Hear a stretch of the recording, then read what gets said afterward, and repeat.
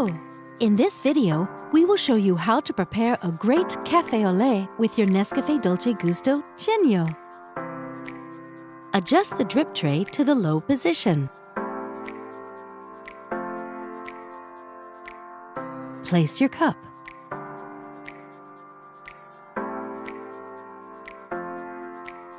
On this capsule, we recommend selecting 6 bars with the selection lever, or adjust to your taste. Lift the locking handle. Place the Café Au Lait capsule in the capsule holder. Push down the locking handle. Move the lever to the hot position.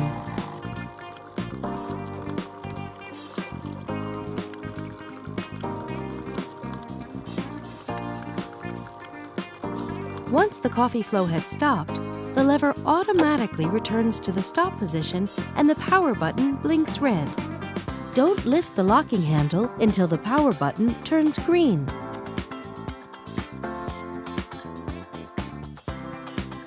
Remove the capsule. Tip it into a bin. Reinsert the capsule holder.